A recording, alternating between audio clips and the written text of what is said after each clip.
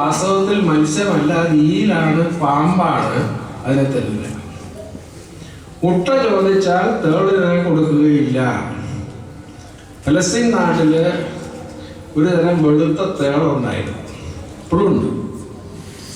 ആ തേള് സാധാരണഗതിയിൽ ചുരുണ്ടുകൂടി കിടക്കുന്നു, കണ്ട ഒരു മുട്ട പോലെ ഇരിക്കും. അത് ഇര തേടുമ്പോഴോ യാത്ര ചെയ്യുമ്പോഴോ ശത്രുക്കളെ ആക്രമിക്കുമ്പോഴോ മാത്രമേ തേളിൻ്റെ സ്വഭാവത്തിൽ ഈ കുത്തക സാധനം പുറത്തു വരുള്ളൂ. അല്ലെങ്കിൽ കണ്ട മുട്ട പോലെ മനോഹരമായിട്ടിരിക്കും. അപ്പോൾ കർത്താവ് പറയാണ്, നീ മുട്ടയാണെന്ന് വിചാരിച്ച് ചോദിക്കുന്ന സാധനം ശരിക്കും നിനക്ക് തേളാണ്, അത് ഞാൻ തരൂല.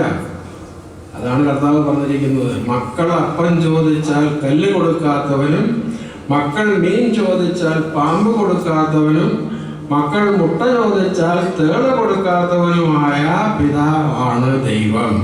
അതുകൊണ്ട് നിങ്ങൾക്ക് എന്ത് തരണമെന്ന് ദൈവത്തിന് അറിയാം. അതുകൊണ്ട് ചോദിച്ചാൽ ചിലപ്പോൾ മറുപടി കിട്ടിയില്ല, അവിടെ ഇനി പ്രാർത്ഥന നിർത്തുമെന്നാലും പറയരുത്.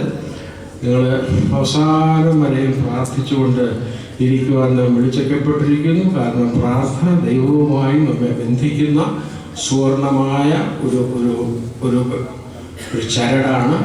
അതുകൊണ്ട് സ്കറിയായുടെ പ്രാർത്ഥനയ്ക്ക് ഉത്തരമായി എന്ന് ദൂതൻ സ്കറിയായെ അറിയിച്ച ഈ ദിവസം ഈ എല്ലാ ആളുകളും ജീവിതത്തിൽ പ്രാർത്ഥനയുടെ പ്രാധാന്യം തിരിച്ചറിഞ്ഞ് വ്യക്തിപരമായ പ്രാർത്ഥനയ്ക്കും കുടുംബ പ്രാർത്ഥനയ്ക്കും പ്രത്യേകമായ പ്രാധാന്യം ഇതിനു മുൻപ് കൊടുക്കുന്നതിൽ കൂടുതലായി ഇന്നു മുതൽ നൽകും എന്നുള്ള ഒരു ഉറച്ച തീരുമാനത്തോടു കൂടെ ഈ ദേവാലയത്തിൽ നിന്ന് ഇന്ന് തിരിച്ച് വീടുകളിലേക്ക് പോകുവാൻ ദൈവത്തിൻ്റെ പരിശുദ്ധാത്മാവ് ദൈവമാതാവിൻ്റെ മധ്യസ്ഥത മുഖാന്തരം നിങ്ങളെ ബലപ്പെടുത്തട്ടെ എന്ന് പ്രാർത്ഥിക്കുകയും നിങ്ങൾ വല്ലപ്പോഴും എന്നെ ഓർക്കുമ്പോഴെങ്കിലും എനിക്ക് വേണ്ടി പ്രാർത്ഥിക്കണമെന്ന് അപേക്ഷിക്കുകയും നിങ്ങളോട് സംസാരിക്കുവാൻ ഈ സന്ദർഭം അനുവദിച്ച ബഹുമാനപ്പെട്ട വികാരിയച്ഛനും ഇവിടുത്തെ കമ്മിറ്റിക്കാർക്കും വിനയപൂർവ്വം നന്ദി പറയുകയും ചെയ്തുകൊണ്ട് ഞാൻ എൻ്റെ വാക്കുകൾ ഉപസംഹരിക്കുന്നു. ദൈവം നിങ്ങളെയും എന്നെയും അനുഗ്രഹിക്കുമാറാകട്ടെ.